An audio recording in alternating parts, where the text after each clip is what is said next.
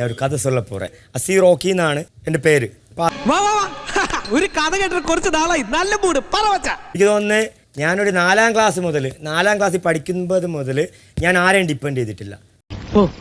ഭയങ്കരം തന്നെ. ഞാൻ വീട്ടിൽ നിന്ന് വെളിയിറങ്ങുമ്പോഴത്തേക്കും എനിക്ക് Harley Davidson, Hayabusa, BMW, gypsy, അങ്ങനെ ഒരു 5 കാറ് 4 ബൈക്ക്, എനിക്ക് ഇഷ്ടമുള്ള വണ്ടി എടുത്തുകൊണ്ട് പോവാം. ഇഷ്ടമുള്ള ഡ്രസ്സിന് ഇഷ്ടമുള്ള വണ്ടി എടുത്തിട്ട് പോകും. ഞാൻ ഭയങ്കരമായിട്ടുള്ള ലക്ഷറിയിൽ ജീവിച്ചിട്ടുള്ള ഒരാളുമാണ്. ഇദ്ദേഹം വലിയൊരു കോടീശ്വരനാണ്. അതെ അതെ, അംബാനിക്കൊപ്പം പണക്കാരനാണ്. ഞാനൊരു 10 കോടി രൂപയെങ്കിലും മുടക്കിയാണ് പഠിച്ചത്. എന്താണ് എൻ്റെ ജീവിതമാണ് പഠിച്ചത്. ഇതിൽ ഞാൻ ഒരുപാട് കാര്യങ്ങൾ ചെയ്തിട്ടുണ്ട്, ഒരുപാട് ബിസിനസ് ചെയ്തിട്ടുണ്ട്. ഞാൻ ചെയ്ത ബിസിനസ് എല്ലാം സക്സസ്ഫുൾ ആയിരുന്നു. സത്യം സത്യം സത്യം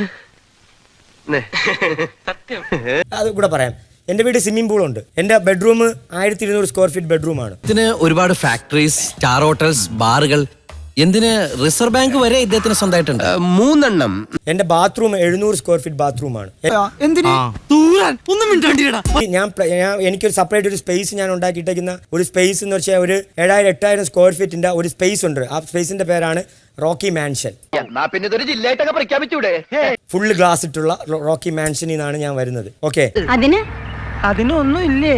എനിക്ക് രാവിലെ കഴിച്ചു കഴിഞ്ഞാൽ എൻ്റെ കയ്യിൽ ജ്യൂസ്, അവിടെ നിന്ന് ഇരിക്കുമ്പോൾ കർച്ചി ടവല്, അവിടെ നിന്ന് ചായ, ഒരു 5-6 തലമുറകൾ കൊണ്ട് ജമ്മിയായിട്ടുള്ള ഫാമിലിയാണ്.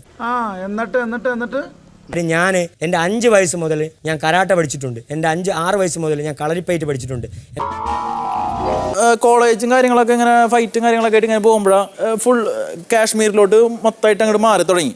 പ്രാക്ടീസും കാര്യങ്ങളൊക്കെ ഞാൻ സ്പോർട്സിലായി കൂടുതൽ ഫോക്കസ് ചെയ്തിരുന്നത്. എൻ്റെ മാമ HS സലീം ഗുരുക്കൾ തിരുവനന്തപുരത്തെ ഏറ്റവും വലിയ ഗുരുക്കളാണ്. CVN കളരി സത്യൻ ഗുരുക്കൾ കൂടെ പയറ്റിയിട്ടുള്ള ആളാണ്. സത്യം പറ, ഞാൻ ആരുമല്ല. നീ എന്റെ കഞ്ഞിയിൽ പാറ്റിടാൻ വന്നവനല്ലടാ. എൻ്റെ വേറൊരു മാമ HS ഖാൻ എന്നാണ് മാമാരെ പേര്. മാമ വന്നിട്ട് കരാട്ട ബ്ലാക്ക് ബെൽറ്റ് ആണ്. മാമ ചെറുതിലേ നമ്മളെ വിളിച്ചുകൊണ്ട് പോയി പഠിപ്പിക്കും. ആവേശം കൊണ്ട് ഓരോന്ന് വിളിച്ചു പറഞ്ഞ് തടിയേടാക്കണ്ട, പണിയെടുക്കാതെ ജീവിക്കാൻ നോക്ക്. എൻ്റെ സ്റ്റോറിയിൽ ഒരു തരി കല്ലോ, ഒരു തരി മണ്ണോ, ഒരു തരി കള്ളമോ ഇടത്തില്ല. എന്താണ് തമാശയാക്കാണ്? അല്ല തമാശയാക്കാണ്, അങ്ങനെ ആക്കണ്ട. ഞാനിവിടെ വന്നത് അസി റോക്കി എന്ന വ്യക്തിയെ കാണിക്കാൻ വേണ്ടിയിട്ടാണ്, എൻ്റെ വ്യക്തിത്വം പരിചയപ്പെടുത്താൻ വേണ്ടിയിട്ടാണ്, എനിക്ക് ഈ കപ്പ് വിൻ ചെയ്യാൻ വേണ്ടിയിട്ട് കൂടെയാണ്.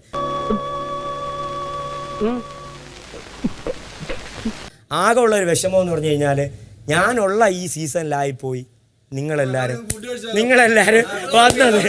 ഈശ്വര, ഇവിടെ ആരില്ലല്ലോ ഇതൊന്ന് പറഞ്ഞു ചിരിക്കാനായിട്ട്.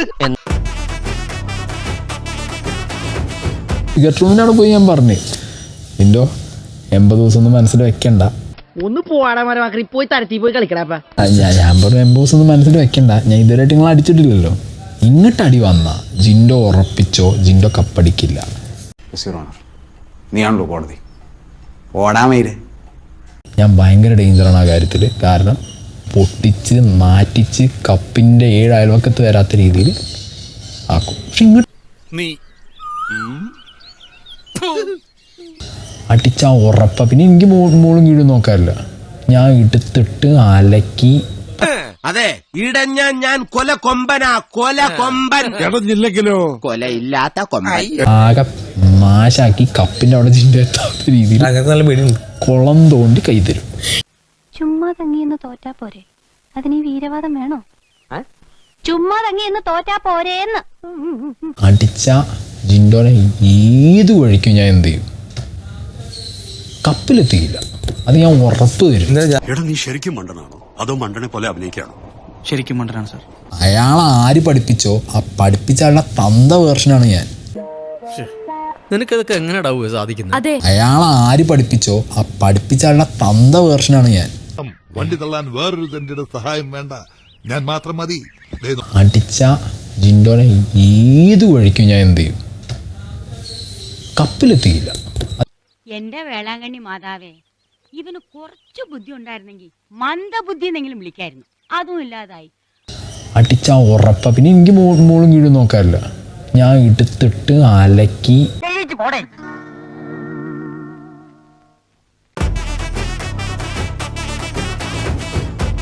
ജാസ്മിന്റെ ഒരു കോൺസെപ്റ്റിൽ എന്താണ് ഒരു പെർഫെക്റ്റ് റിലേഷൻഷിപ്പ്? എന്റെ പൊന്നു കൂട്ടായി ജാസ്മിന്റെ ഒരു കോൺസെപ്റ്റിൽ എന്താണ് ഒരു പെർഫെക്റ്റ് റിലേഷൻഷിപ്പ്?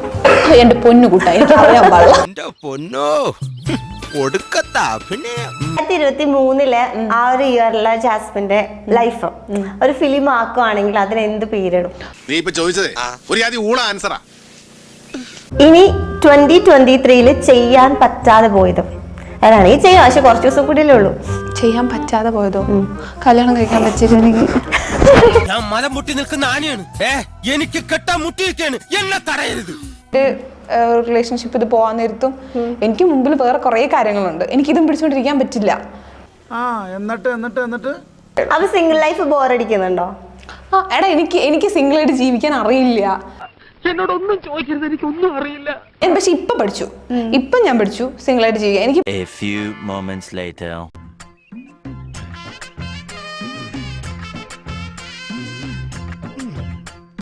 എന്തോ ഞാൻ എന്താ പറഞ്ഞു? അതിന് തന്നാരും വിളിച്ചില്ല. വിളിച്ചു തന്നെയല്ലേ എങ്ങനെയാ ആവശ്യത്തെ കാര്യങ്ങൾ ഇടപെടുത്താ. എനിക്ക് പ്രേമിക്കാൻ ഒരാൾ വേണമെന്നല്ല കേട്ടോ, എനിക്ക് സൈഡ് സപ്പോർട്ടിന് ആരെങ്കിലും വേണം.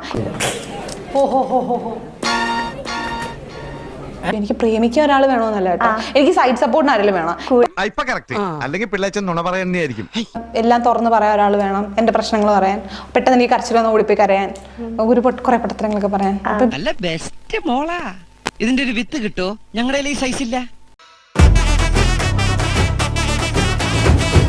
എന്താണ് അവിടെ നടന്നത്? കാര്യം പുറത്തെ ഇൻഫർമേഷൻസ് വിളിച്ച് പറഞ്ഞു കൊടുത്തോ, അല്ലെങ്കിൽ നീ കാണിക്കുന്നത് ശരിയല്ല എന്ന് തന്റെ സ്വന്തം ഉപ്പ ഈ പറയുന്ന ജാസ്മിന്റെ അടുത്ത് പറഞ്ഞോ എന്നുള്ള രീതിയിൽ എല്ലാവർക്കും ഒരു ഡൗട്ട് ഉണ്ട്. ഇവൻ പറയുന്നത് വിശ്വസിക്കരുത്. ഇവൻ ഭക്ഷണം കഴിക്കാനും കള്ളം പറയാനും മാത്രമാണ് വാ തുറക്കുന്നത്. കുട്ടി നല്ലോണം ഗെയിം കളിക്കണം. ഞാൻ ഇങ്ങനെ പറഞ്ഞു നല്ലോണം ഗെയിം കളിക്കുക എന്ന് ഞാൻ പറഞ്ഞു. പറഞ്ഞ വിശ്വസിക്കോ? ഇല്ല, വിശ്വസിക്കില്ലേ? എന്റെ മതി നിന്റെ ചായ കുടി. അഹങ്കാരി എന്താ നീയൊക്കെ? അവള് ഈ കുട്ടി കൊച്ചിലെ മുതലേ അവൾക്ക് ഈ ആൺ സുഹൃത്തുക്കൾ, അതായത് സ്കൂളിൽ പഠിക്കുന്ന സമയത്ത് സുഹൃത്തുക്കളുണ്ട്.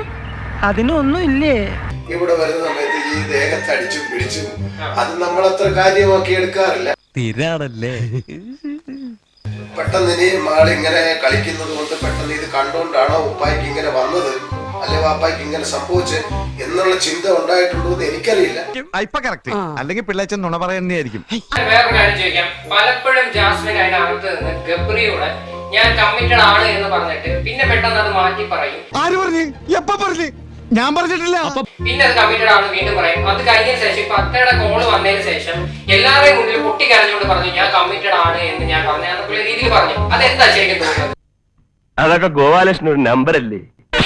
ഞാനത് എന്റെ മകളുടെ കല്യാണം നിശ്ചയം കഴിഞ്ഞു. ഇപ്പൊ നിലവിൽ നിശ്ചയം കഴിഞ്ഞു. നിശ്ചയം കഴിഞ്ഞു. ഓഹോ, അപ്പോൾ അങ്ങനെ ഒരു സംഭവം ഉണ്ടായിരുന്നല്ലേ?